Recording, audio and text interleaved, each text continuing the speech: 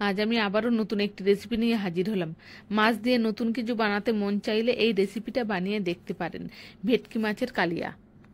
এখানে আমি ভেটকি মাছ নিয়েছি, লবণ, হলুদ আর সর্ষের তেল দিয়ে ভালো করে মেখে নেব।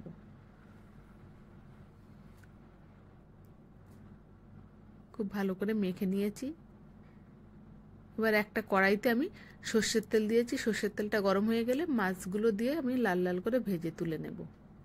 এবার মাছগুলো আমার ভাজা হয়ে গেছে, এবার আমি তুলে নিলাম। মাছ ভাজা তেলে গোটা গরম মশলা, তেজপাতা আর জিরে আমি ফোড়ন দিলাম। হালকা একটু নাড়াচাড়া করে নিলাম। তারপর এখানে আদা রসুনের পেস্ট দিয়ে ভালো করে আমি কষে নিলাম। আদা রসুনটা ভালো করে কষে নেওয়া হয়ে গেলে এখানে আমি পেঁয়াজ বাটা দিয়ে দিলাম। দুটো পেঁয়াজ আমি বেটে দিয়েছি, দিয়ে ভালো করে আমি আবার কষে নিলাম। কষা হয়ে গেলে টমেটো পেস্ট দিয়ে আমি আবারও একটু কষে নেব। এখানে আমি জিরে আর লঙ্কা বাটা দিয়েছি, এটা শিলে বাটা কিন্তু। দিয়ে ভালো করে কষে নিলাম। তারপর আমি লবণ হলুদ দিলাম, দিয়ে আবারও একটু কষে নেব।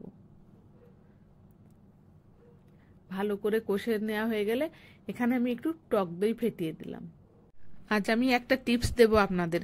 অনেক সময় টক দই তরকারিতে দিলে ফেটে যায়, এটা করবেন তাহলে আর ফাটবে না।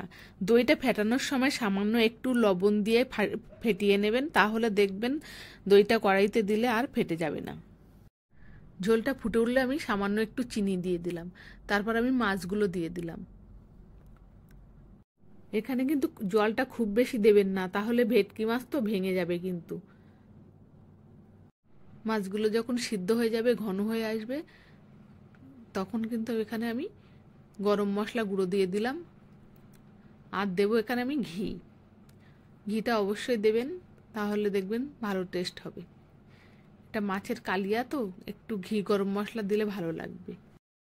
রেসিপিটা ভালো লাগলে অবশ্যই বাড়িতে একবার ট্রাই করবেন।